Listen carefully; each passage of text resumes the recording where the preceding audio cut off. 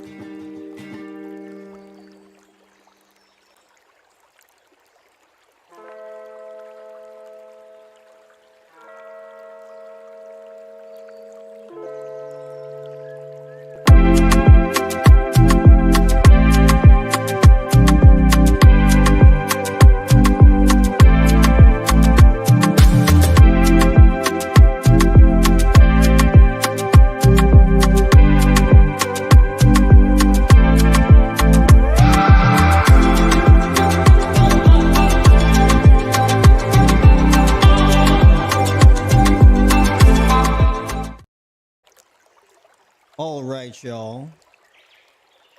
Welcome to the Monday Night Live.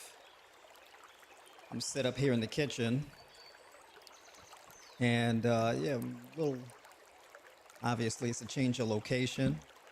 Put a 1 in the chat if y'all can hear me clearly, if my sound is coming through clear. Let's see. Got some messages coming through. How's everybody feeling today? All right, so it is just so happened to be mealtime for me. And I want y'all to make a decision. Should I have the honeydew or the cantaloupe? Which one y'all think I should go with today? Let me know. Let me see what y'all think. By the way, put a 1 in the chat if I'm coming through clearly. Welcome back. We see some familiars in here. Jay, what's going on? Good to see you. All right. Delightful Days Candle. There we go. How you doing? Good evening. Good to see you in here. My man Jay Short, what's going on? Good to see you in here. That's right, my man. Noble, what's going on? Good to see you in here. Going to be a good stream. I'm going to do my best to make sure of that. What's going on? Aileen, big shout out to you from New Jersey. That's right. Where y'all tuning in from? Trenton, what's going on? Peace to you too. Likewise. Absolutely.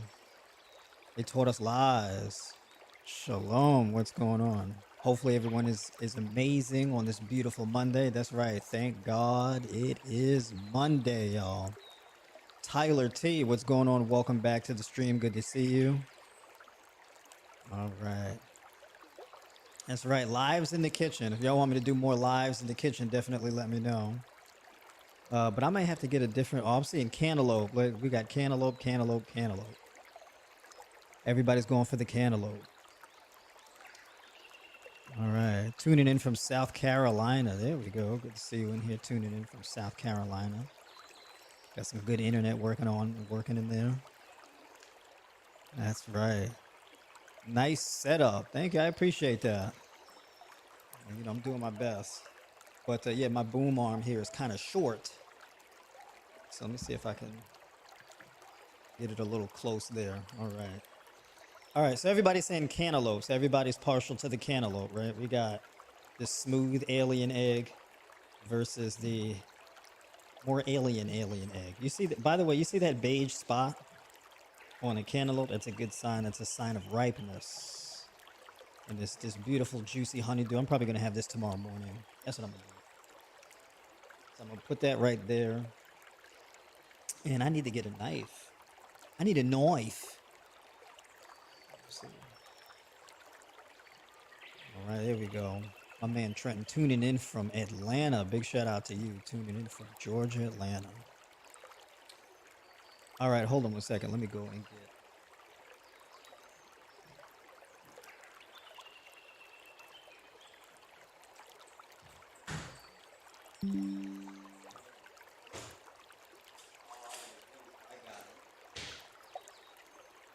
I got it. There we go. All right.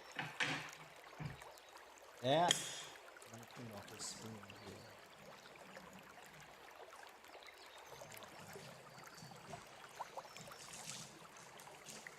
So tonight I'm going to be talking about the difference between treating diabetes versus reversing it.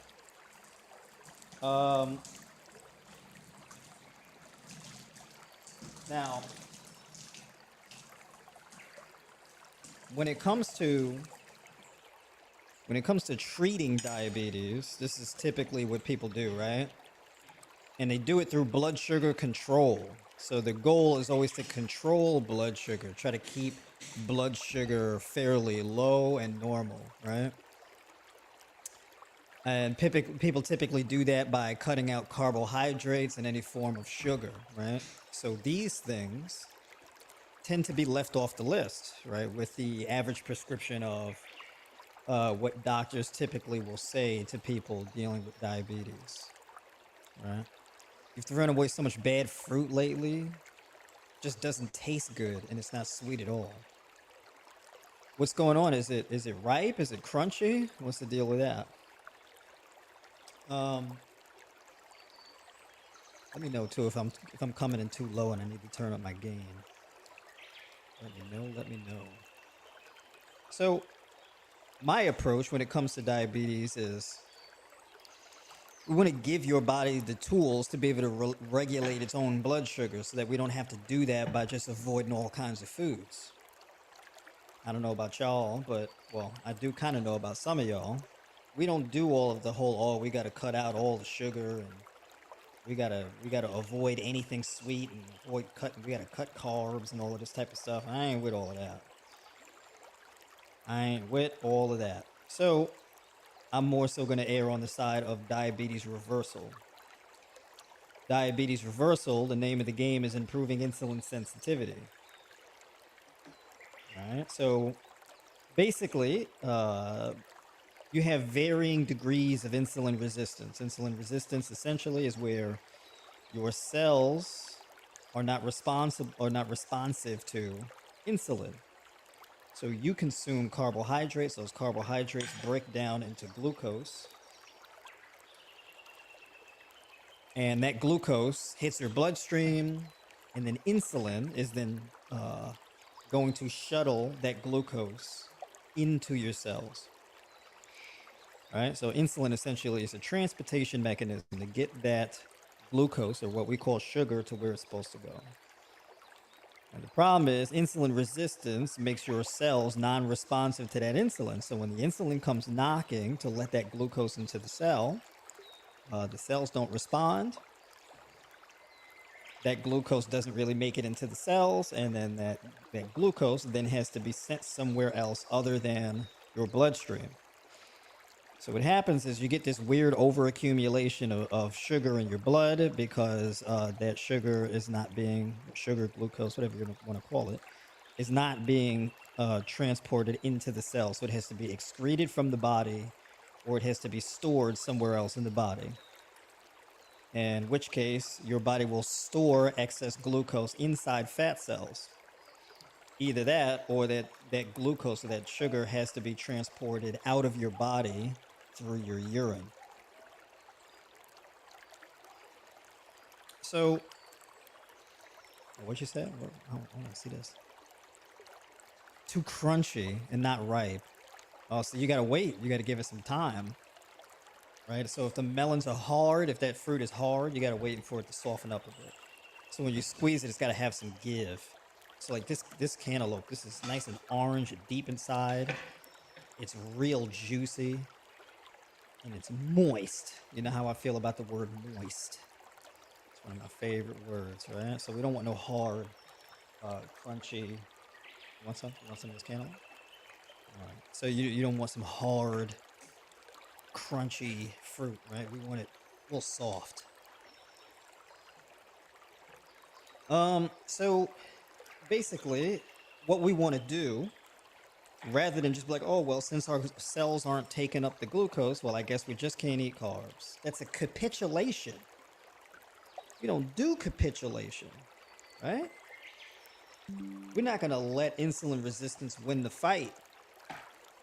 So instead, what we're going to do is improve insulin sensitivity. We're going to improve our cells' receptiveness to that insulin signaling. And that is called insulin sensitivity, or increasing insulin sensitivity.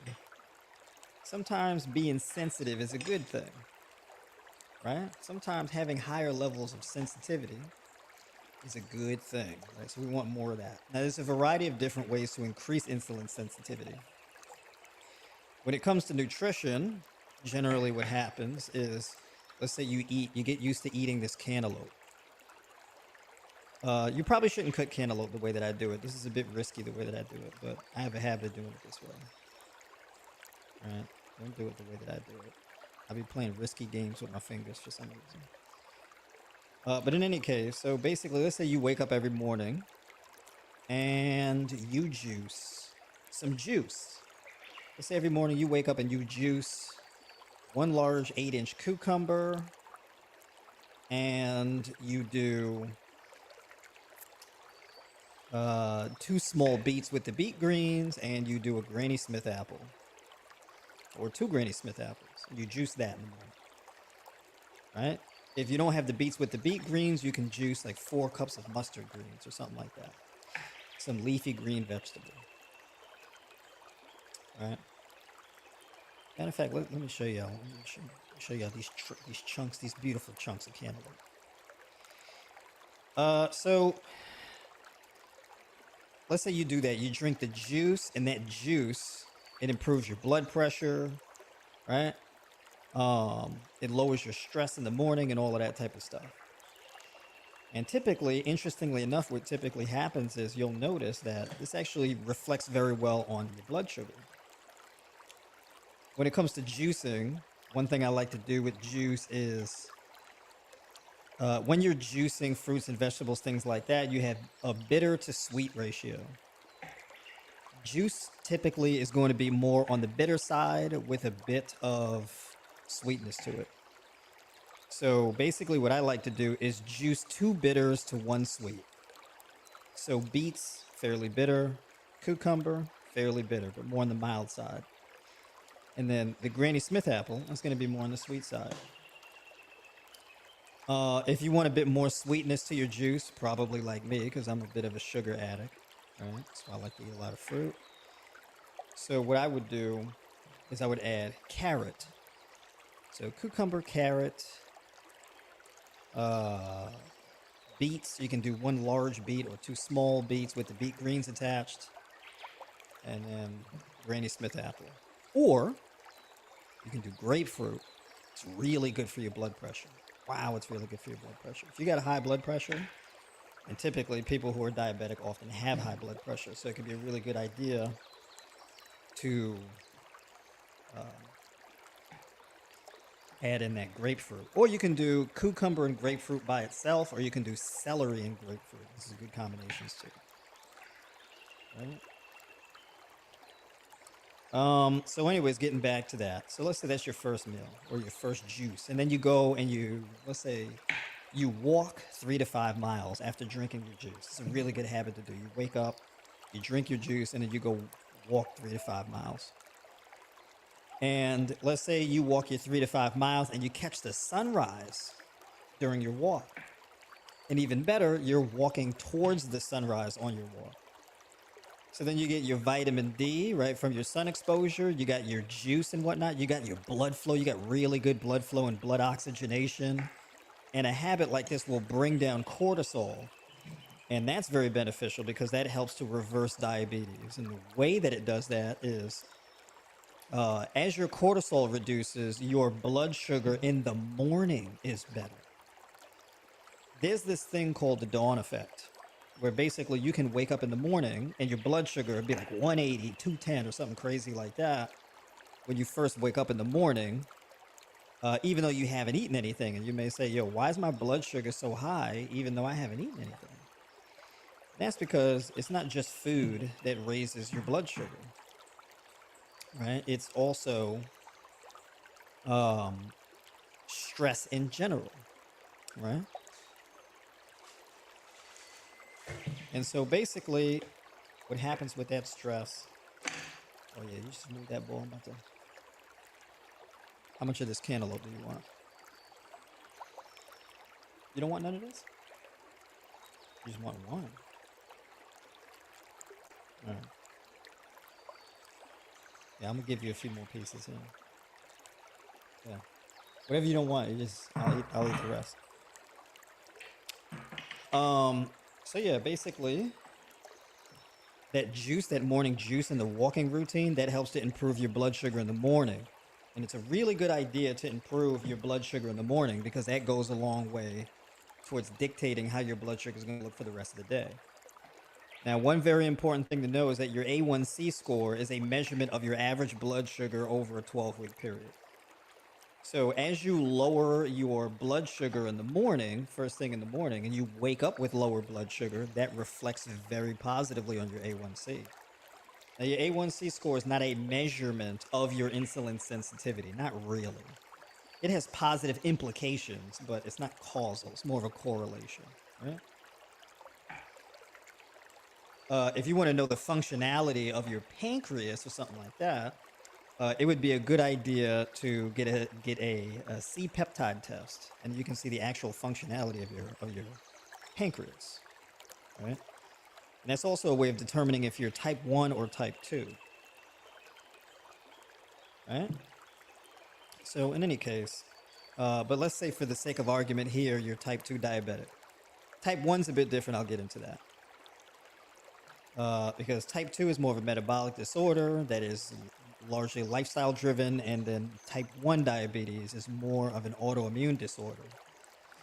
And that has to be, in order to reverse that, it's a bit of a different thing. It's very similar to reversing type 2 diabetes. The only thing is the timeline is much longer, right? Autoimmune disease is a bit more of a complicated thing. But vitamin D is at the forefront of reversing any autoimmune disease, especially type 1 diabetes. So let's say after your walk, your second meal would be something like this cantaloupe.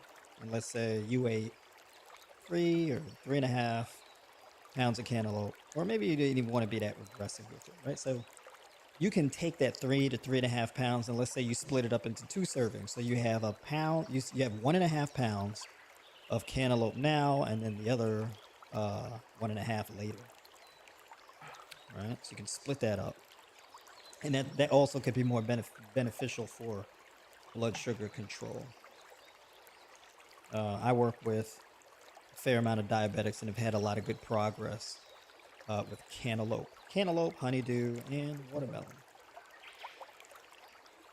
Even though it can be 3 pounds or 4, or however many pounds of melon, but it's not calorically dense. So, I mean, to get like a whole 100 grams of carbs from this fruit, you would essentially have to eat the whole entire thing. Now, this is not a way of treating diabetes. This is a way of reversing it. So we're not trying to avoid blood sugar spikes. It's not really what we're trying to do. What we're trying to do is we're trying to improve insulin sensitivity so that we get lower blood sugar spikes and more stable blood sugar. Right? That's what we're trying to do. So we're playing more of a long game here. But honestly, results happen pretty quickly doing this anyway.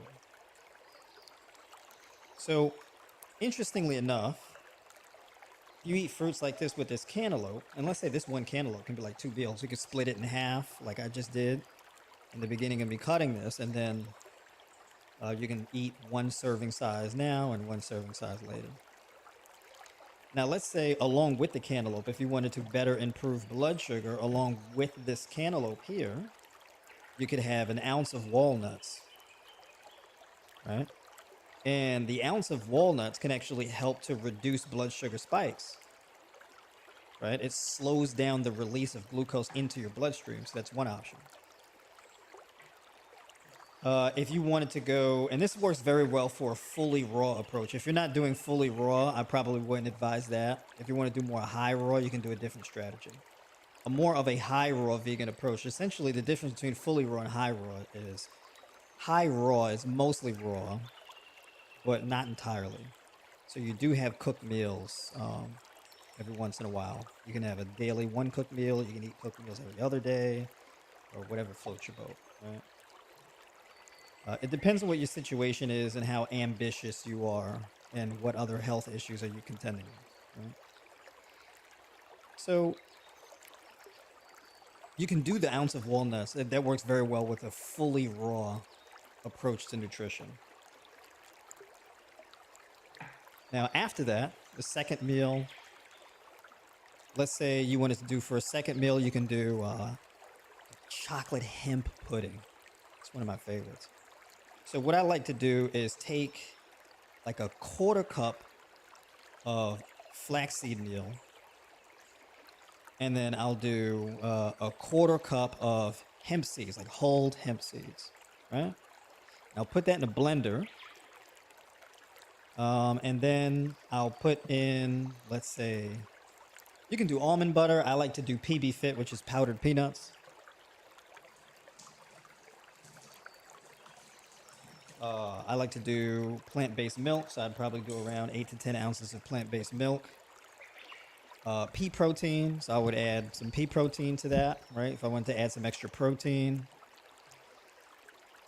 I would do, let's say, 5 grams of creatine monohydrate. That works very well too for improving insulin sensitivity, because creatine monohydrate helps to create an anabolic environment in the muscle and increases ATP production inside the muscle cells. This is very important for skeletal muscle. And you know what's necessary for ATP production in the muscle tissue? Glucose, sugar, right? And so this can kind of have an accumulative effect where it would improve insulin sensitivity by having that creatine in there, right? Now you can also add like a quarter cup or even a half a cup of, let's say, rolled oats. So what I would do is I would soak rolled oats for like an hour or two, and then put that in the blender right along with the hemp seeds and the pudding and the flax seeds. You can add some dates for a sweetener. You can add coconut sugar, maple syrup, whatever the case is, agave, things like that. Coconut sugar I'm a bit more partial to, and agave I'm a bit more partial to because they're lower in the glycemic index. The glycemic index essentially is a score that indicates what type of glycemic effect or how fast a given food will raise your blood sugar. So a food, if that food is higher on the glycemic index, it would raise your blood sugar higher. If it's low on the glycemic index, it wouldn't really have much of an impact on your blood sugar levels at all. Okay, so we do that, and then we add cacao powder, the creatine, the flax seeds, the oats are optional, the pea protein, the naked, like I use naked pea protein isolate. That's what I use. That's my jam. If y'all want to see it, I'll show it on the stream, but they should be paying me for that. But you know, for the greater good, I might bring it on if y'all want to see it. And then I'll show you my my powdered peanuts. And then there are things that you can add to this pudding. So like cacao powder. Cacao powder is very rich in magnesium. It's very good for serotonin production. It's very good for your mental health. It's a great source of tryptophan. And it creates a chocolatey flavor. It's like dark chocolate. Essentially, cacao is fermented cocoa beans. That's what it is. Then in addition to that, you can add cinnamon and like a pinch of nutmeg. Now, cinnamon is very interesting because and my ideal cinnamon that I use is Ceylon cinnamon because it's a bit more of a milder flavor. It's not as strong and intense, right? You have some like Saigon cinnamon. It's a bit stronger. It's a more potent. It's very cinnamony. So, you know what I mean? It's like chewing big red gum. At least that's how I feel like it is to me. Ceylon cinnamon is a bit mild, bit more mild. So I would put, let's say, if you do like a half teaspoon of cinnamon, it's like 2 grams of cinnamon. And you can add sea salt, and you can add Celtic salt or Celtic salt, however people say it. And that salt has a good mineral profile, so it's very advantageous for that as well. And that kind of enhances the flavor a bit. So you can add all these things in, and you blend it, you puree it, so it creates like a pudding. And then you take this beautiful flax hemp pudding, right? And you puree it so that it's got a creamy pudding kind of texture. It'd be a little grainy, right? To be honest with you, because of the flax seeds and whatnot. But you know what? That's fine. I'm cool with that trade. Unless you want to be really patient and really puree it for a longer period of time, which you can. And the blender will spin fast and kind of heat it up, so it'll be a little bit warm when you pour it out of the blender. You can pour it in your bowl, your favorite bowl. I like to pour this into like my favorite wooden bowls, right? I don't really eat out of plastic or anything like that. It's either going to be glass or wood or like a terracotta or like a clay bowl, porcelain. And then you can slice fruit on top. You can do sliced bananas on top, like I like to do, or you can do like sliced strawberries and blueberries on top. So you got this chocolatey flavored peanut buttery flavor from the powdered peanuts, and then you put the blueberries and the strawberries on top. And the cool thing about the blueberries and the strawberries is they're loaded with antioxidants, right? Polyphenols, carotenoids, tons of vitamin C, B vitamins, thiamine, folate, all this type of stuff, right? Omega-3 essential fatty acids, and the berries are very low on the glycemic index. Great source of omega-3. So basically, this is the omega-3 essential fatty acid bowl. Because the flax seeds, very rich in omega-3s, polyunsaturated fat. The hemp seeds, same thing. Hemp seeds are also very rich in protein.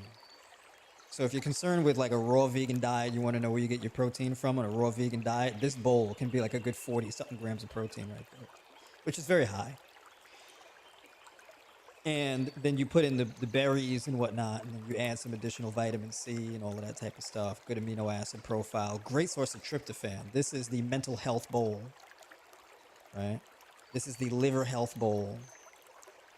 This is the muscle growth bowl, which is very important too, because a big part of reversing type 2 diabetes is resistance training. If you're dealing with type 1 diabetes or type 2 diabetes, this applies to both. Resistance training actually improves insulin sensitivity, improves your glucose uptake. Okay. So your body uses insulin a lot more efficiently. So even if you're injecting with insulin, right, which is typically prescribed for like a type 1 diabetic, you wouldn't need to use as much. So as your insulin sensitivity improves, and as your body gets better at developing more of those stem cells needed to revitalize your pancreas, so those insulin producing beta cells that are supposed to be in your pancreas that produce that insulin, your body will use the stem cells to create copies of the pre-existing beta cells and replicates them. And this is how you can rebuild and improve your pancreatic function. So these things combine together to reverse diabetes. Okay. And then your resistance training. So let's say you did your 3-5 miles, and that's pretty much like your low intensity steady state cardio. That's really good for fat metabolism and blood sugar control. So this helps to keep you in or get you to that 90 to 110 as far as your blood sugar. That when your blood sugar is in between like that 90 and 110, this is where your body most effectively metabolizes fat for energy. So if you can go for a walk and walk where your blood sugar is in between that 90 to 110, you can get a lot of fat burn, just raw fat burn out of that. And this is very good to do first thing in the morning. And you can drink your juice before or after. Obviously, if you do the walk fasted, that could also help to get your blood sugar down, especially if you're experiencing the dawn effect and just waking up with crazy high blood sugar. The reason why I say to juice and then go for the walk is because it's really good for your mental health. It's good to wake your body up, give you the blood flow. Because if you're lacking in blood flow, your blood pressure is high, you're going through vascular constriction, and your blood sugar is really high. the walk can feel really brutal because what happens is your lower back and things, so your hips and your lower back can feel tight and your neck can feel tight. So when you go for a walk, if your lower back feels really tight because of the lack of blood flow and all of that, the walk can be very uncomfortable, right? And then if you feel all this tension and whatnot around your neck from the excess cortisol and the stress and the shoulders be all high and the lower back be tight and you lean forward in the way, it's just very uncomfortable. So the juice beforehand can actually be very medicinal and bring down your blood sugar. So by the time you drink down the juice and you get dressed and put your shoes on, you go out for the walk, your blood sugar will actually be lower than it was when you first woke up in the morning. So it's a bit of a strategy there to use. I almost think I'm doing a lot of talking.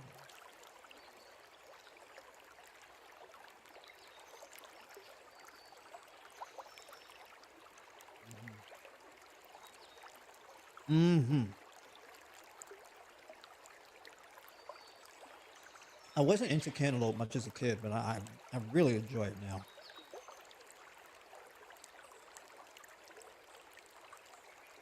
This one is it's a it's a drop. It's a tad bit crunchy. Not too much, just a tad bit. Um, but it's sweet and it's juicy, so it's worth it. So let's say you do that pudding bowl, right? Let's say you do that pudding bowl around 10 or 11 o'clock, something like that. And then you do your resistance training. And your resistance training workout, it shouldn't be real long. If you're battling against diabetes, one thing you don't want to do is have these long, grueling, stressful workouts. Because that's going to raise your cortisol levels even more. You're going to stress your body out. And it's going to elevate your blood sugar even more. The workout itself would drop your blood sugar, but then your blood sugar will just climb right back up because of the stress. So you're better off reducing the volume and focusing on high intensity training and training for about like where your workout's like 20, 30 minutes of resistance training. You get your resistance bands out, you can get in a nice full body workout. And you really only need to do about 2, maybe 3 of those a week. Depending on how many exercises you're using and that kind of thing, how your training is structured. And you do that. And what happens is this sets you up to have some more beautiful, watery, juicy fruit afterwards, right? So juice, fruit bowl, pudding, getting into protein. And then the next bowl, there's a few options. You can eat the other half of the melon, or you can have an entirely different fruit bowl. Let's say you did, because we did the blueberries and strawberries already, right? So we do something different. Let's say we did grapefruit and kiwis. It's actually a good combination. Or you can do, if you really want to be funky, you can do 1 grapefruit and like 8 ounces of grapes and like 3 to 4 kiwis. Okay. Now here's a little cheat code. Save the sweetest fruit for last. Okay. So the order should be you eat the grapefruit, then the kiwis, then the grapes. If you eat the grapes first, the other fruits are going to taste more bitter, not really going to taste as sweet. So the grapefruit is pretty low in the glycemic index. I think the kiwis may be even lower than the grapefruit in the glycemic index. So you may even want to eat the kiwis first, then the grapefruit. But nah, because I think kiwi is a bit sweeter than grapefruit. So eat the grapefruit first, then the kiwis, then the grapes. Okay, eat the grapes last if you want like the maximum taste, if you really want to enjoy the fruit.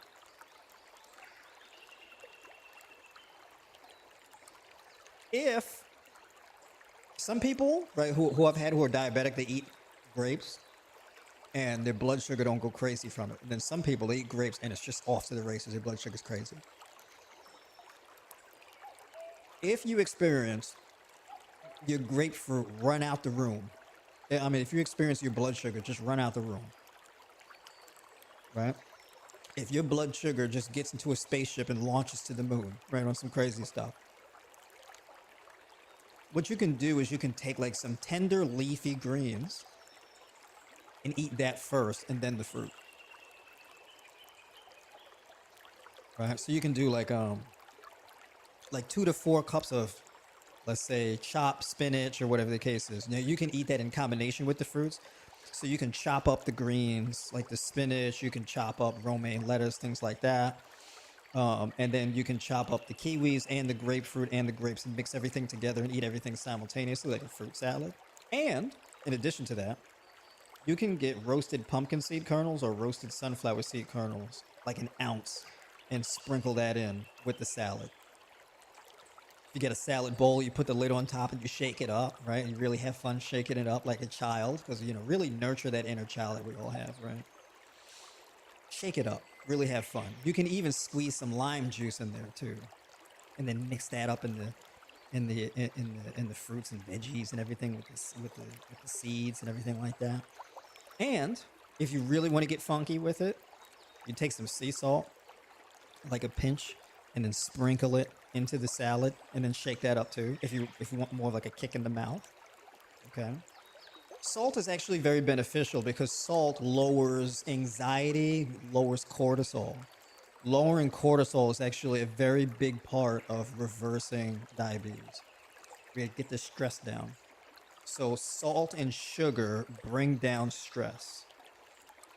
Okay. This is also, by the way, when people have like bad food cravings.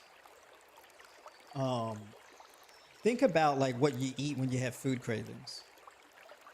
The foods are usually at least sweet and salty. So, like for example, pretty much all the potato chips, right? The spicy barbecue or whatever, right? They're salty and sweet. Even like pastries, they may be mostly sweet, but they would taste terrible if there was no salt in them. You look at all the junk food, the sodium is real high, right? Because they add the salt. All of the food cravings, because we have three main food cravings: sweet, salty, crunchy. So the things that you binge eat that drive your food cravings, these things are at least sweet and salty. They may be mostly salty, but they have some sweetness underneath. And then some are really sweet, but they have the saltiness underneath. You can do like a raw vegan approach to reversing diabetes and have that sweet and salty in there, like what I just said.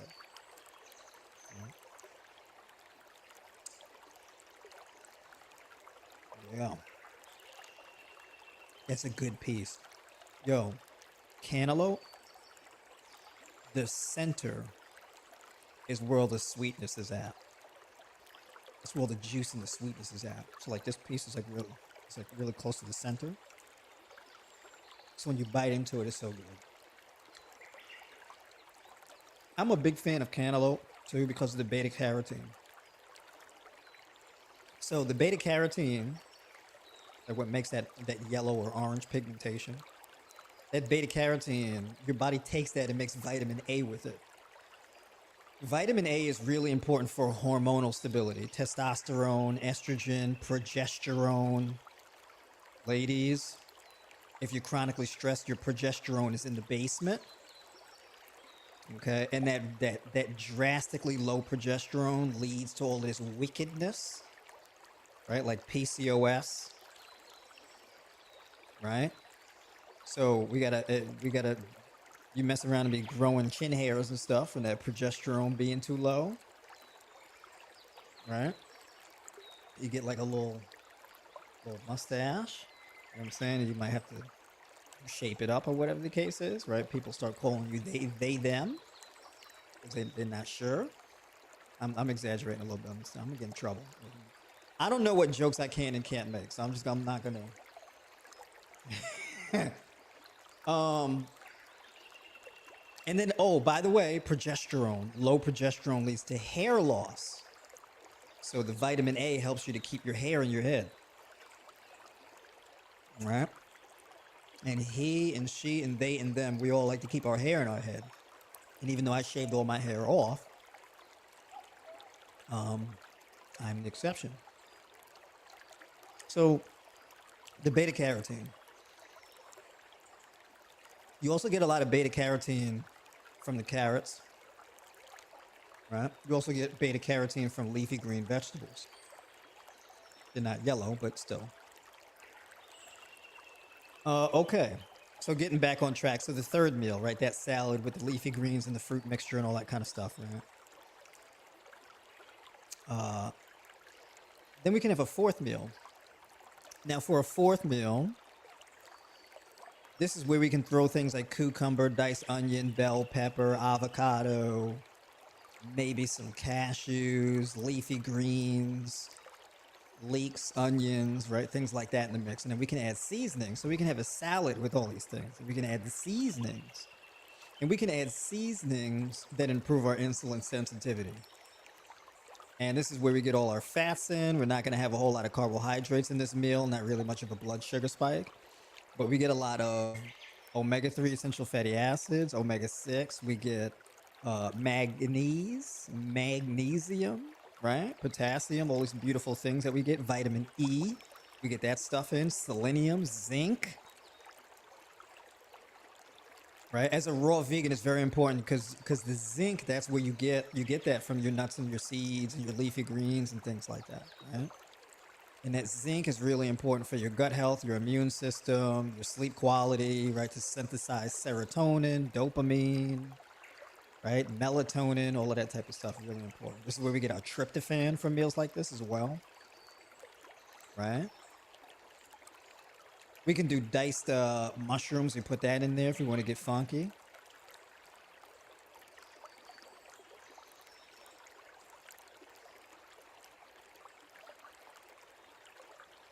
If you want to do like a cooked food, not really a cooked meal, but like a cooked food, you can add in something I'm a big fan of, sweet potato.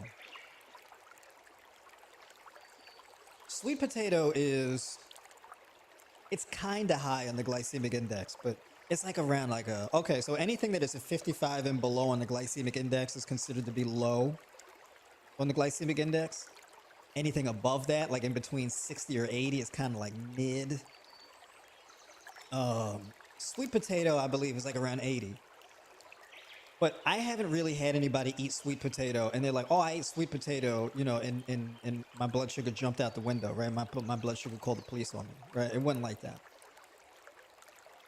But if you have this issue, and if you've been eating the way that I just said, you really shouldn't. But if you do, you can actually like bake sweet potato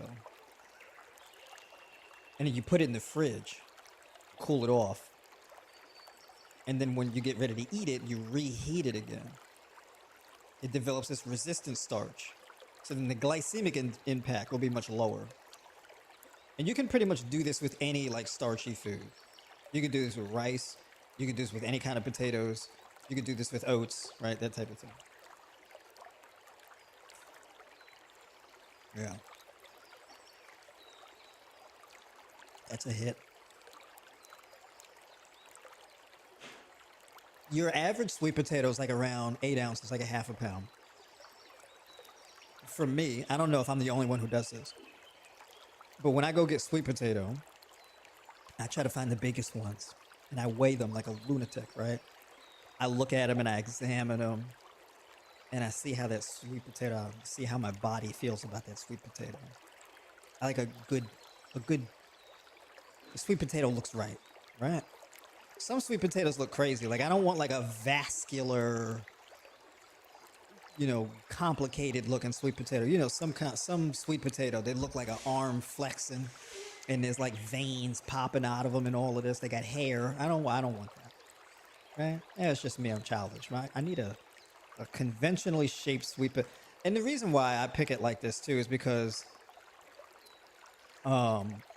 they're easier to clean. They don't have the nudges that hide dirt and all types of stuff. I don't want that. By the way, when I get vegetables and things like that, I like to have a little dirt on them. I want my produce to be a little earthy. I don't. Huh?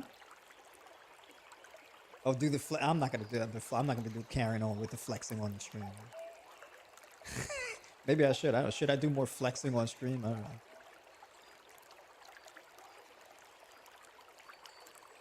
Especially if you're gonna peel the sweet potato, which I'm a big fan of eating sweet potato skin.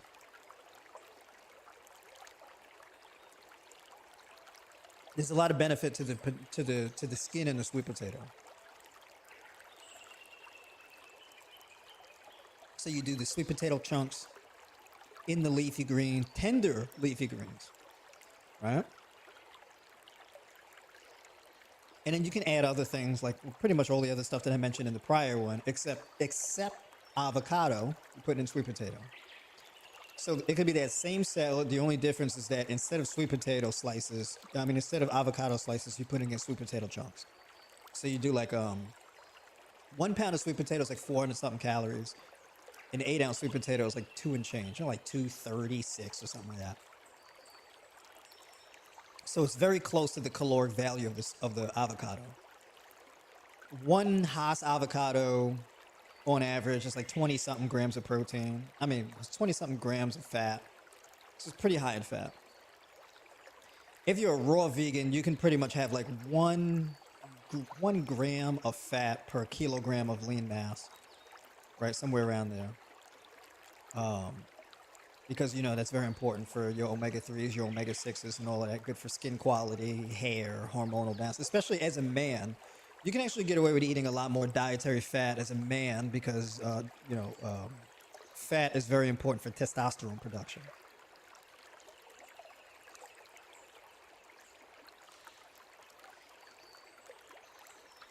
Cooking with oil is the exemption. I'm not a big fan of adding oils to foods or cooking with oil.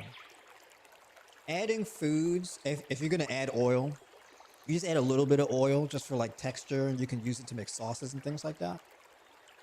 So like, let's say you're making a salad and you want to add tomato sauce. You can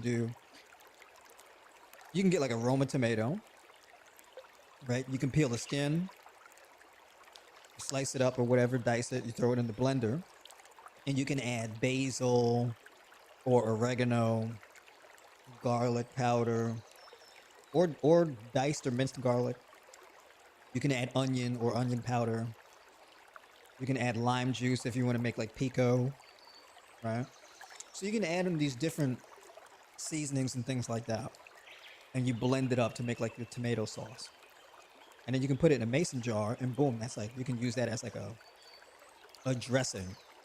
And you can add like a little bit of olive oil or avocado oil or something like that to the dressing for like texture and consistency. If you want it to be like less watery and you want it to be like a richer, more hearty sauce, you can do that.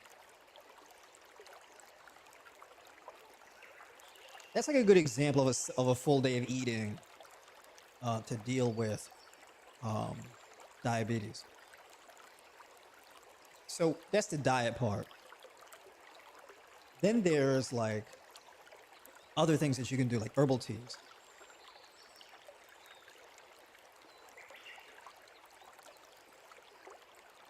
Herbal teas, spice teas, things like this. You can do matcha tea in the morning, which is like a type of green tea. Matter of fact, here's a good combination I'm gonna give y'all.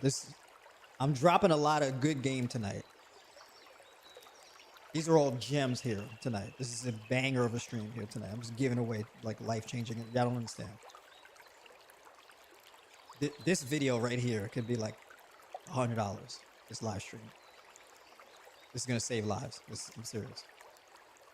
All right, so take 8 ounces of water, your best water, good water, right? You add a tablespoon of liquid chlorophyll. You add a half teaspoon of matcha powder. It's like 2 grams. And then you add 2 grams of taurine. Taurine is an amino acid that is phenomenal. Really good for improving your endothelial layer inside your blood vessels throughout your vascular system. And that's very important because a lot of diabetics or deal with high blood pressure and kidney disease. And that endothelial layer, after getting hit with all the inflammation and stress from the vascular constriction and whatnot, you can lead to damage to your endothelial layer. And this makes you more susceptible to atherosclerotic plaque buildup, calcification of arteries, etc. Taurine helps to reverse that. Taurine is also very medicinal in nature, where it reduces cortisol. So it brings down that cortisol that I keep talking about. It's very good for kidney health. And, the problem with diabetes is not the diabetes in and of itself is not the problem. It's what it does to other organs in your body, like your kidneys.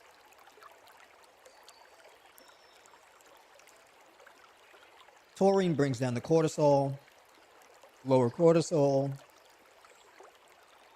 causes lower blood sugar, lower blood pressure, better blood flow, in vascular dilation, right? And all of that helps to just reduce the oxidative stress straight across the board, right? That's driving your blood sugar up. So that is like a good morning drink to have. So let's say if you didn't want a juice in the morning, that's another good option to do before your walk, right? Let's say you didn't have a juicer or something, you wanted an alternative. That's a solid one. And the matcha, that green tea, I mean, it's good for everything. Like fat metabolism, it's a good way to wake you up in the morning because it's a bit caffeinated. It's got EGCG in it, right, which is really good. It's an antioxidant, age reversal, slows down aging in general. Really good stuff, right? Good for mental health, brain function, etc. Liquid chlorophyll is basically plant blood, alkalizing, detoxifying, hydrating, very beneficial to human health. All right. Also very beneficial to kidney health. And liquid chlorophyll can literally relax and take the stress off of your kidneys like immediately. Or it hits in seconds. It's phenomenal stuff. So you do that liquid chlorophyll, the matcha, and that serves as a big pick-me-up. It's good. You get hydrated, you get energy, you get that reduction in that cortisol, so you get some good, clean energy, and you take that on your 3 to 5 mile walk. Then you come back and you have your fruit. And let's say you came back and your melon is not quite ready. You don't want no crunchy watermelon.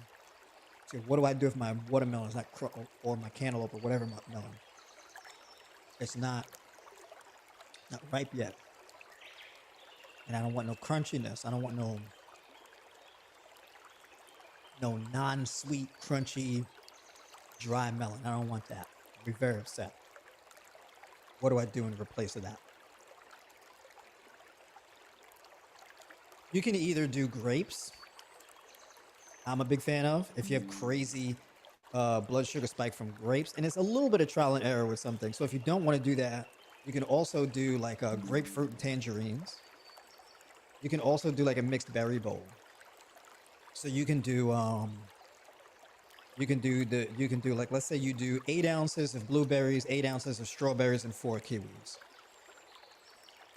Right? That's a really good combination right there. You can also put that in a blender with some raw baby spinach and put that in a blender and blend that up, right? And you can make a fruit smoothie and do it that way as well. And you can throw in a tablespoon or so of like chia seeds or flax seeds or whatever. You may not like that as a texture thing. It's from person to person, right? But it's an idea. That's very filling. And let me tell you something. You will be making some very smooth, girthy, moist moves. Okay. So when you sit down on the porcelain throne, it's just gonna. I'm not gonna be too graphic, right? But it's you gotta be there. I'll just say it like that. You gotta be there on the throne, experiencing the movement. Seamless, high quality movement, right? And then with that liquid chlorophyll and everything like that, it'd be a good smelling movement. So you don't got to worry about blowing yourself up in there, right? And then, everybody you live with or whatever, they catching secondhand blowback. You know what I mean? Where somebody else want to go in the bathroom, they gotta tap the door handle and make sure it's not too hot. Don't get hit with the blowback. By the way, if you got like them really strong smelling bowel movements, that's an indication you got a lot of protein in your diet. So you get a lot of sulfur accumulation in your body, which is problematic for your kidneys. So all that extra protein, you may not need to put that pea protein powder in there. Okay, so look, it's good to have a decent amount of protein in your body, but if you're dealing with something like diabetes, you don't need a whole lot of protein in your body because that could actually contribute. High protein can actually contribute to having a more insulinogenic response where you have more blood sugar spikes because your protein is high.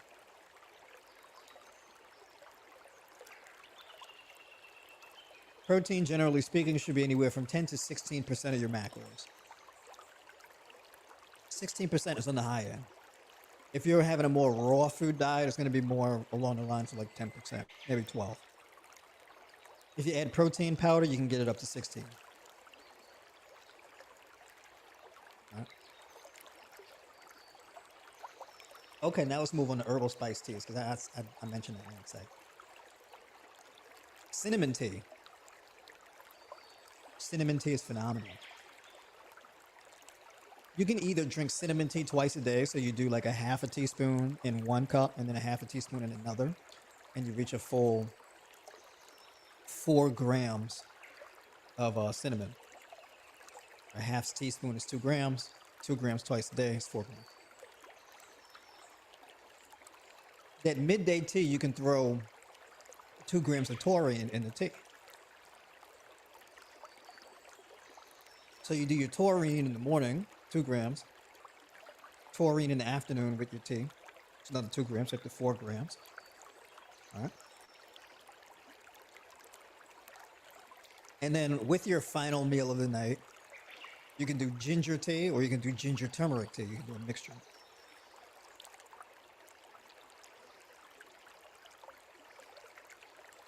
Ginger tea and turmeric tea are very similar. The problem with turmeric is good. It's amazing. It's strong. But it will stain the inside of your cup. It will stain your clothes if you spill it. It'll stain anything. Yeah, make it yellow. You better brush your teeth right afterwards or shortly afterwards because it can stain your teeth. So, very medicinal, but it's like ink. So you could do ginger. Ginger don't really stain. So you do like a half teaspoon of ginger powder. That's what I like to do. So I'll have hot water or boil it in the kettle. Wait for back there. And I'll just add. Well, first of all, I'll get my cup and then I'll put like a half teaspoon of the ginger and then I'll put like a few pinches of cayenne pepper in there. Cayenne pepper is really, really good for fat metabolism. It's really good for insulin sensitivity. And it's also really good for what else? What's the other thing?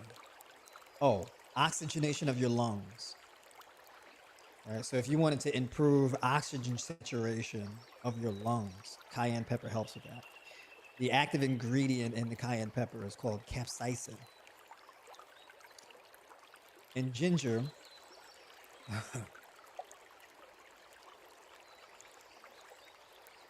the active ingredient in ginger is gingerols. Got lazy with the name. In turmeric, the active ingredient in that is curcumin. Which is funny because there's a seasoning or spice called cumin.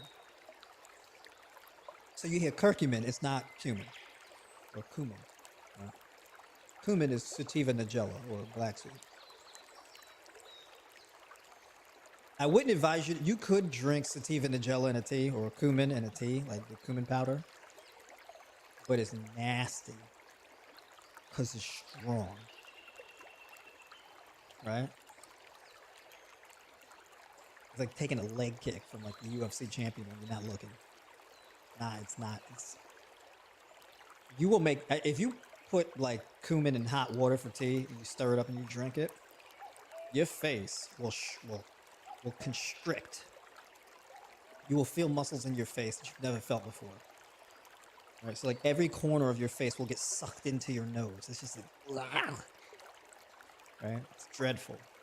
It's not good. But you can add it to your food. It tastes really good in your food in combination with other seasonings and things. Or you can take black seed oil.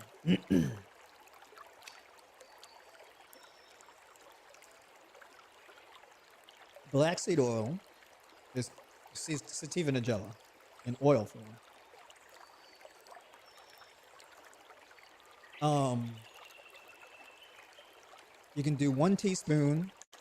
It tastes nasty too, but the powder's worse. Okay, so I'm gonna be honest with you. Black seed oil is probably like the closest thing you can get to a magic bullet. It's nasty, but not as nasty as the powder. But to offset the nastiness, what you could do is you can do like a teaspoon of black seed oil and you can squeeze lime juice or lemon juice to it. So you can drink it with the lemon or lime juice. And that actually makes it taste a lot better. I learned that from a lady.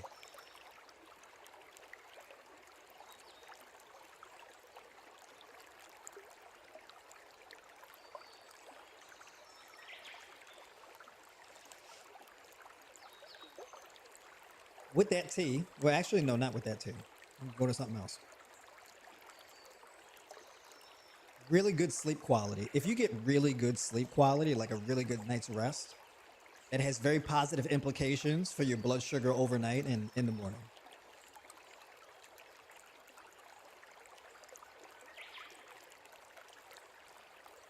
I've had people follow my strategies for diabetes. They had to stop taking their metformin or whatever in like 2 to 3 weeks because it was dropping their blood sugar too low. It was like, damn, already? It was like within a week, the blood sugar dropped by like 60 points.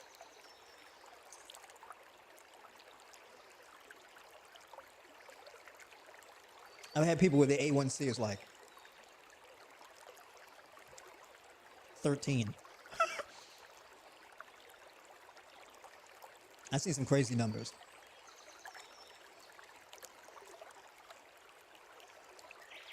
I was like, you got an A1C of 13. I say, yeah, I walk around all day. My blood sugar is 320, 330. I even look at food. 419. Damn. Within 2 weeks, blood sugar's down to like 180.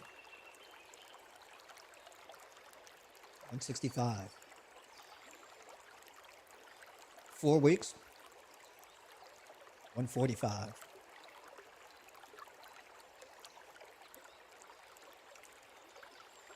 Keeps going. Blood sugar, next thing you know, blood sugar's around that 120, 110 until eventually you're in your 90s and your average blood sugar is 90 and change. It's typically how it goes. It happens pretty quick. You need about a good solid 12 weeks to really significantly change your numbers. There are two primary ways that you reverse insulin resistance or diabetes, type 2 diabetes specific. Type 1 diabetes, it takes a lot longer because you got to rebuild like your whole pancreatic function. That can take a while. That could take you like a year or even 2 years. With type 2 diabetes, I've had reversals in typically 12 weeks. For some people, it's 16. For some people, it took 24 weeks. It depends on how long you've been dealing with the issue. If you've been diabetic for like decades, it's going to take you a bit longer. It may take you a half a year. It may take you a full year. Right. And then it depends on how old you are. If you're young, if you're in your 20s, 30s, something like that, you can reverse it pretty quick. If you're like 50s, 60s, maybe even 70s, then you got to be a lot more strict about how you go about it. There are two primary mechanisms of type 2 diabetes reversal. Number one is weight loss. Well, I'm going to couple these. Weight loss and muscle gain. So you increase muscle mass and lose body fat. Number two is improving insulin sensitivity. If you really want to have a full reversal and reverse both, You should try to achieve both of these simultaneously.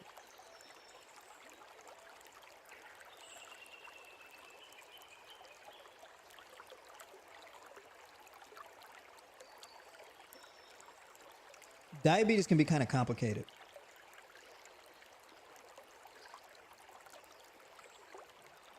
I've had some pretty wild experiences with some folks, right?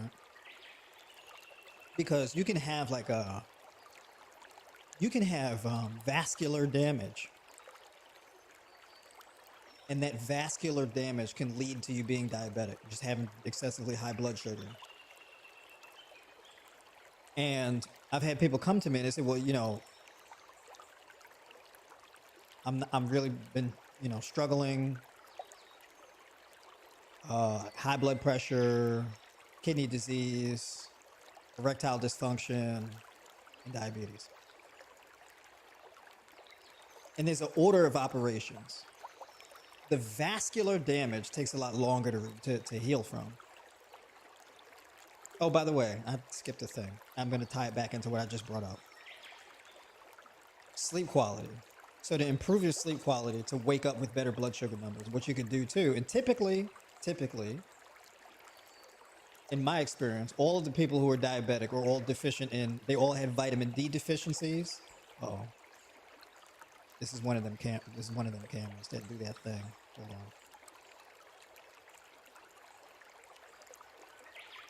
Diabetics are typically deficient in magnesium and vitamin D. If you're diabetic, chances are you got low vitamin D. Oh, see, now I got to do the thing again. Mess up my you're either low in vitamin D or magnesium. You're usually deficient in both. All right. So it would be a good idea to supplement with both.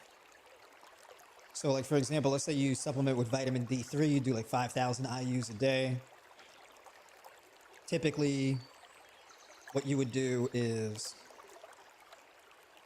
you take the vitamin D3 with like your first meal. It should be a meal that has like around at least 20 grams of fat.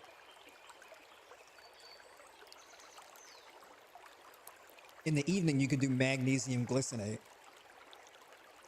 with taurine combined with zinc. These three things together act as like a sleep aid.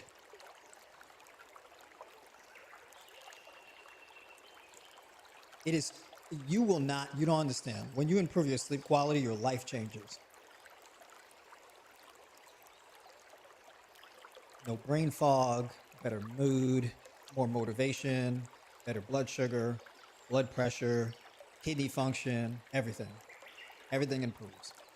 Vascularity, training performance, everything. I've had some real deep sleep to the point where when I wake up, I know I slept good. I wake up, nod my head, yes.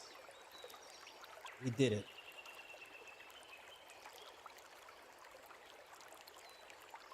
Let's kick some ass. All right.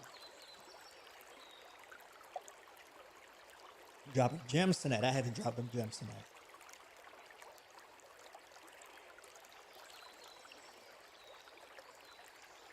Let me catch up with some of y'all in these comments. Before I get to the comments, I said a lot tonight. Everything I just said is actionable if you got diabetes or even insulin resistance.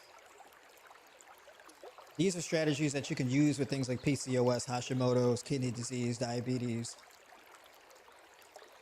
right? Type 1 and 2 diabetes, right? And it's very important to understand that stress management is at the forefront of diabetes. So it's not necessarily just about what you eat. It's just you can alter the state of your body primarily through food. But you can also implement things like deep breathing exercises, walking, swimming, resistance training, using resistance bands, things like that. But let's say if you needed help specifically with your issues, there's a link in the description. You could book a call with me. Okay.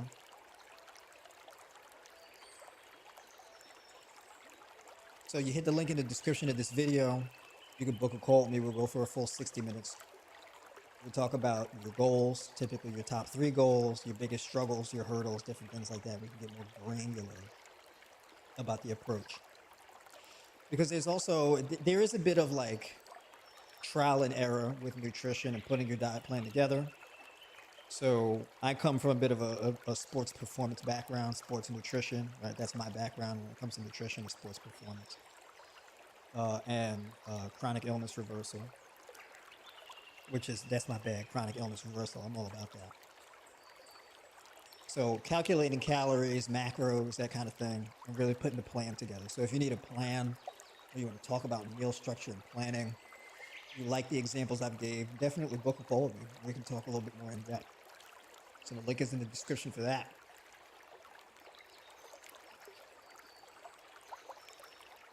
Now I'm gonna catch up with John in his comments.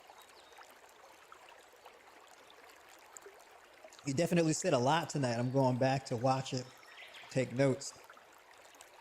I booked a call with him and he really helped me. There we go. Matter of fact, hold on. Wait a minute. I gotta look back in my logs because I think I remember you. Hold on. I'm not gonna do that. I'm not gonna look through my calendar now, but I think so. You gotta remind me real quick because I can't see the picture. Oh.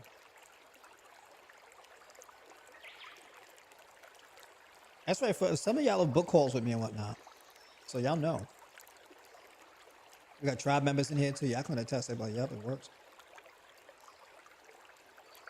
I know I need better pillows for sleeping. I literally just bought pillows like 6 months ago. I like 2 pillows. Neck support. I need neck support. I sleep on my side. I'm an active sleeper. I put effort into sleep. My pillows be shaped all triangular and whatnot. I'm tearing the pillows out.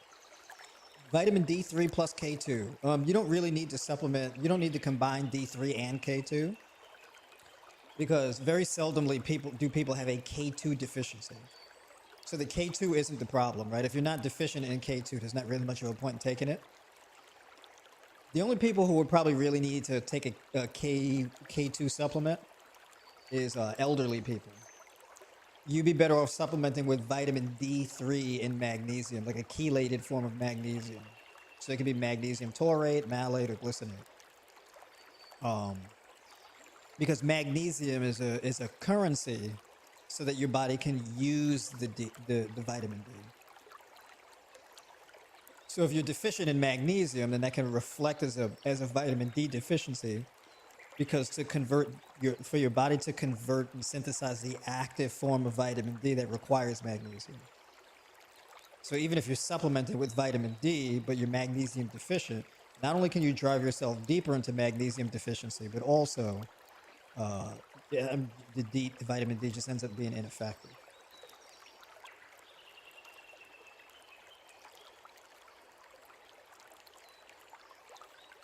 What? Yeah, so basically vitamin D deficiency and magnesium, those are like the most common deficiencies. Those can even lead to anemia, dietary anemia. Well, that vitamin D is a big deal. We spend way too much time indoors. Yeah, we're just spending way too much time indoors, and we're eating foods that we're not getting the magnesium. I mean, if you're doing a whole food plant-based diet, typically you're getting plenty of magnesium.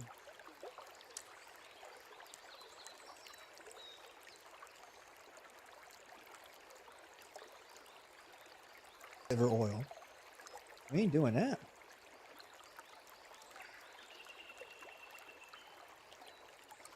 That's right. That ginger turmeric shot. That ginger turmeric don't play.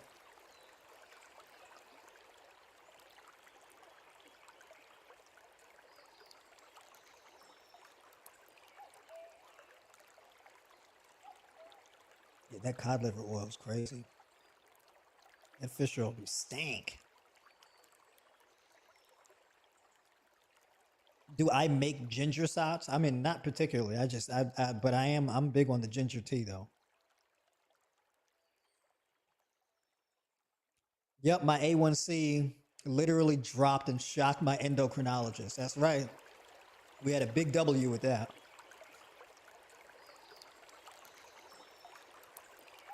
That's right. We made all kind of gains. Big shout out to D after 50, the matriarch of the tribe. I remember my mother would give us castor oil as a home remedy. Castor oil is another one. Castor oil is legit. When we were constipated as kids, no, you can't be you can't be constipated as a child. Children shouldn't be dealing with no constipation. Not sucked into the nose, I'm telling you. The face you will make. Capsaicin good for asthma. Yes. Yes. It'll clear them sinuses right up. It'll clear that chest up. Oh yeah.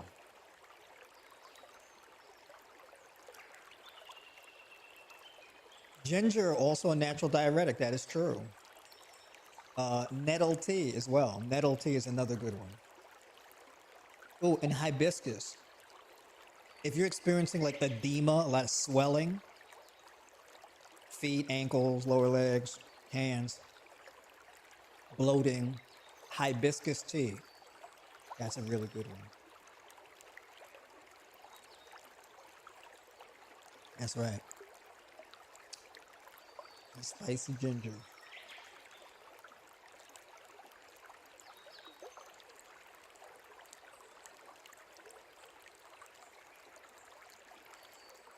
I need and receive them. What you receiving? We're receiving a word tonight.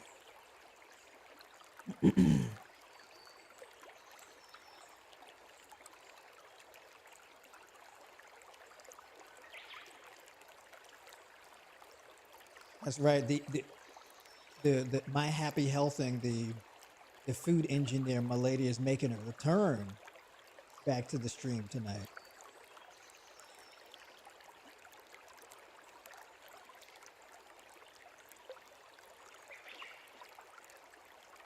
Got a lot of comments in here tonight.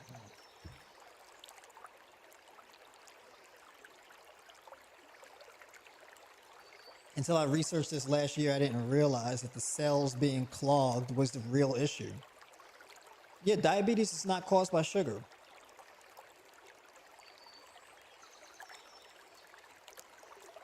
You got people telling you to avoid sugar, but they're not telling you the real cause is diabetes.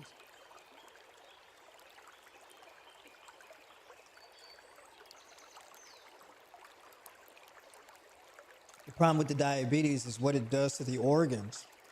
Also, what those meds do. True, the medications. Oh, the medication is out here doing work to us.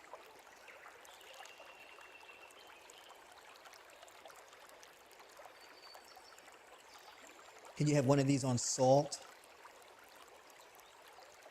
I am raw and feel like I have heard we need salt in our body. I have been researching it a bit.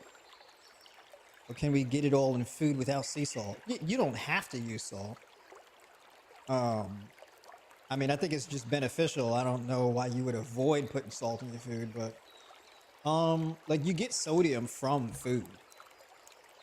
It's a good natural source of sodium though is seaweed. Like nori and stuff like that.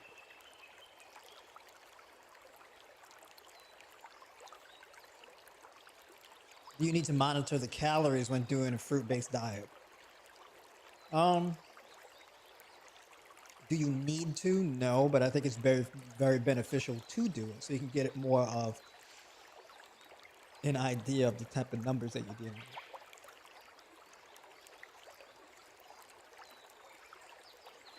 My man John Green, what's going on? Good to see you in here. Hit the like button. True.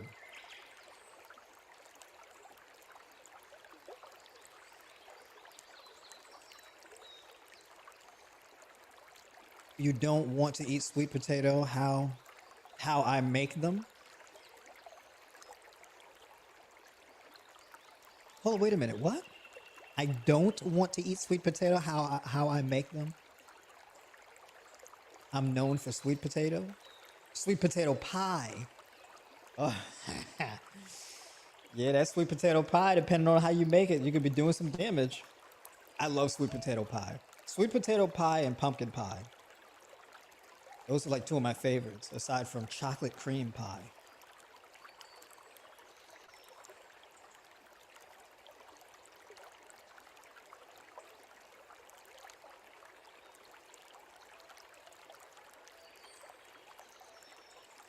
I've heard that eating a lot of oranges, foods like carrots and sweet potato, could turn your skin orange. Um, yeah, I mean, you got to put in a lot of work to get turned orange. That's no easy feat. Yeah, it's real difficult to do.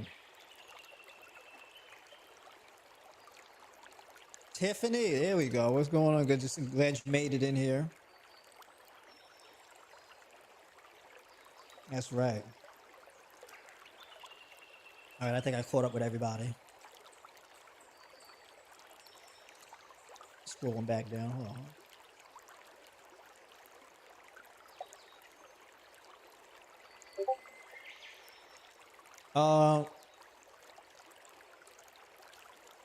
Can nettle seeds restore and regenerate kidneys and adrenals?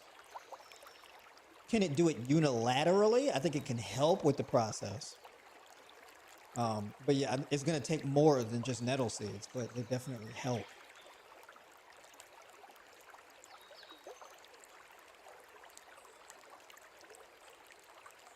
Oh, what was it? Coach is the same on the call as he is on the stream. Yep, that's right. I'm the same in person too. That's right. I keep it real with y'all. You know what I'm saying? I just show up, drop valuable, actionable information, just doing my part in the world. Big shout out to you. Appreciate you tuning into the stream tonight. You gotta hit me up in the Discord too. Let me know let me know how things are going so far. Give me a little progress report. Yeah. Annie. There we go.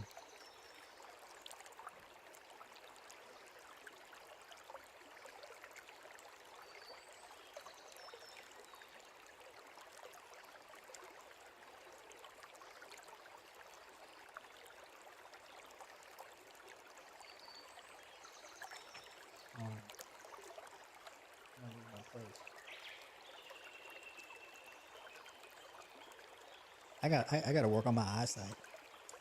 I got my glasses on.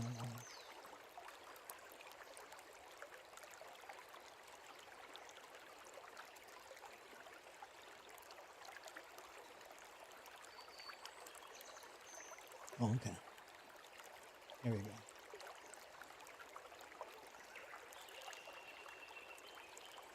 Someone asked, is drinking a lot of water help control diabetes?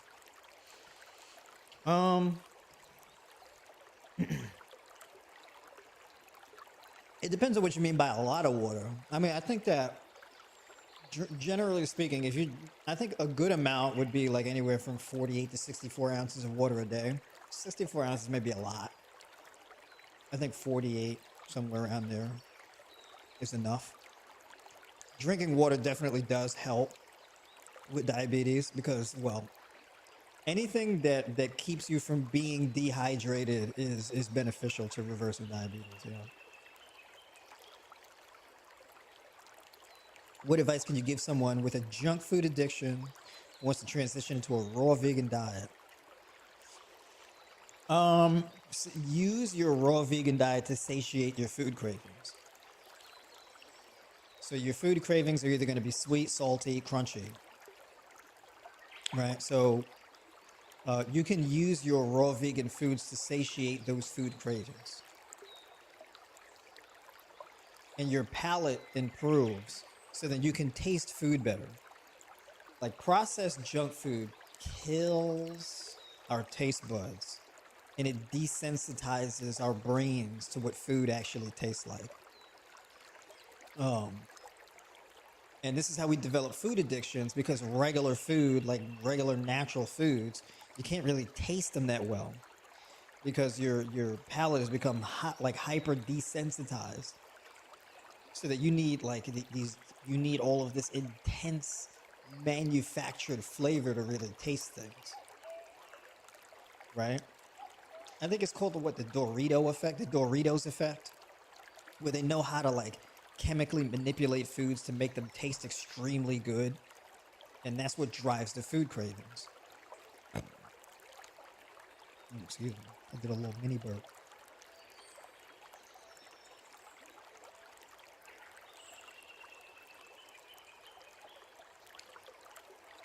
All right.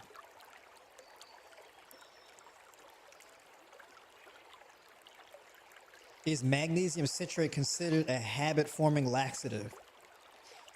Is it habit forming? Is it a habit forming laxative?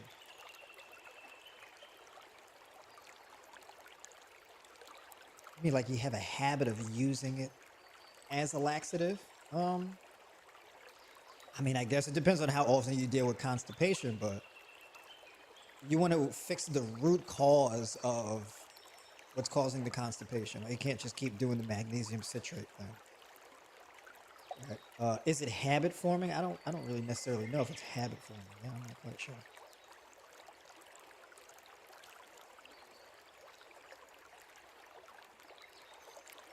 Annie, my neuropathy has improved, but has not been fully restored. Not yet.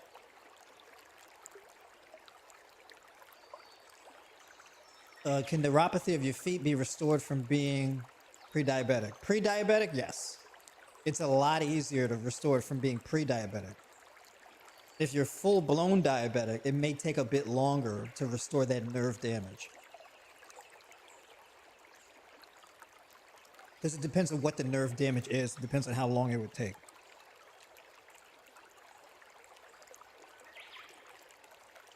You can have neuropathy, and it's not just caused by your diet.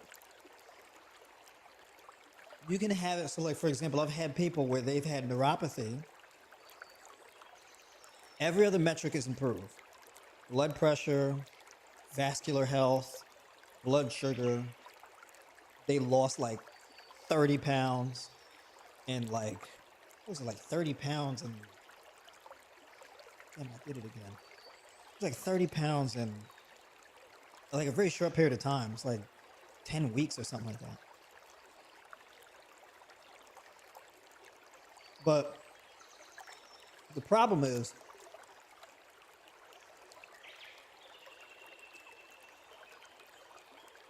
by the way, cantaloupe never lasts as long. I'm doing all this talking. The problem she was having with the neuropathy was the spinal misalignment. So she had hip issues, like an impingement in her hip, and was sitting, but was kind of like laterally curved at the spine and sitting, applying pressure more so on one side of the hip. So she had soft tissue damage that resulted in having more pain down the leg and more nerve damage in the foot. So issues like that, and then like a tight, like one ankle was tighter than the other, so it was affecting the way that she walked, and it was also related to a prior knee injury that she had. So there's a bit of nuance to the whole neuropathy thing, and it's reversible. But depending on where the neuropathy is coming from and how many compounding issues you have, that would determine um, how long it would take to improve that whole situation.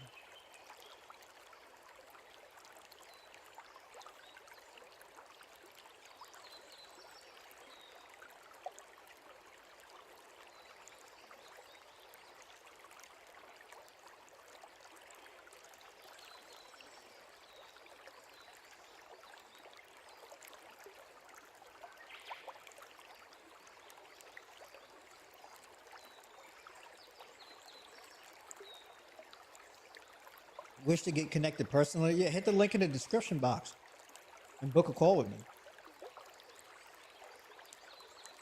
Yeah, I mean, you can just put yourself right on my schedule.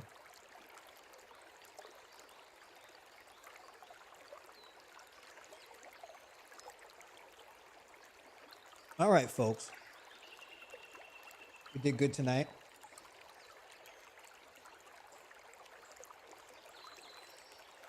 I pretty much covered all the points I wanted to talk about.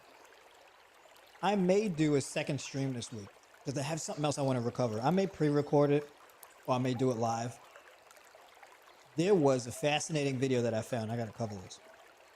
It's this medical doctor, and he doesn't quite understand what people mean when they say the dosage makes the poison, which is actually very surprising. So it's kind of like I want to go over that a little bit. Cali girl, I wish I knew all this years ago.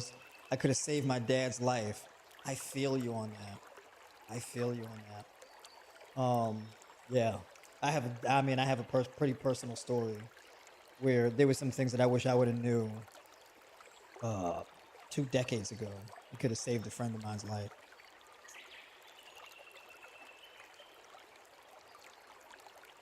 I lost a really close friend to cancer in my early 20s. It changed me forever. So I feel you on that.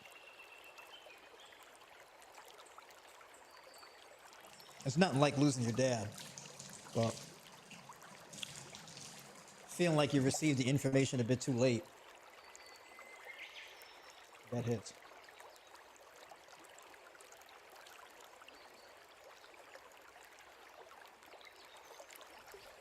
All right, folks.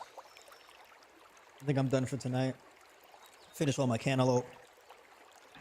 Oh, before I leave, put a 1 in the chat if y'all want me to do more streams like this, where I'm doing some meal prep in the kitchen or cutting up some fruit, because I got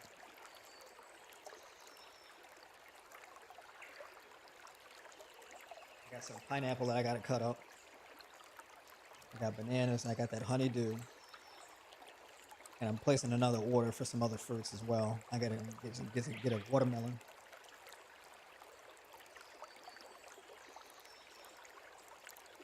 We gotta talk about how to pick good fruit, how to pick it, especially like watermelon, because you can pick some watermelons that's been picked too soon and all that kind of stuff. So like watermelon, it could be a bit of a surprise when you cut into it and, you know, it's not quite what you thought it was, or it might even be better than you thought it was, you know. You can't really quite tell what it's going to be like on the inside from the outside if you don't know what to look for. So yeah, definitely put a 1 in the chat if y'all want me to do more like that. My man John Green put in all the 1s.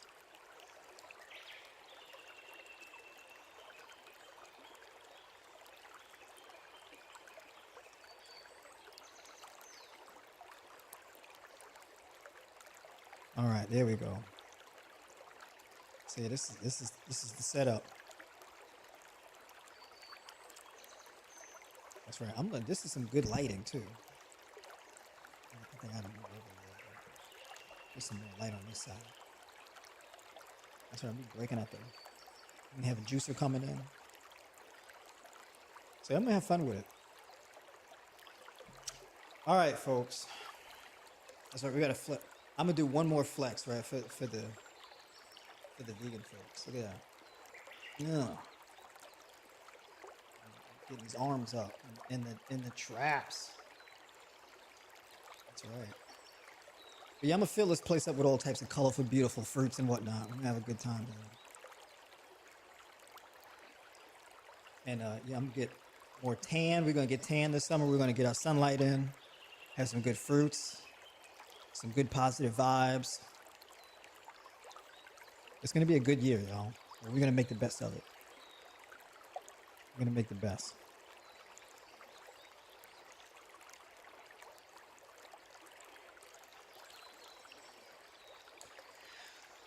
All right, y'all. Let me stop playing and jump off of here. I will catch y'all if I don't make another surprise stream tonight. I mean, not tonight, but for later on this week. We'll just see, because I got a lot of work cut out for me this week. I'll see if I can get around to it. But until then, I will see y'all next Monday night, 8 p.m. Eastern.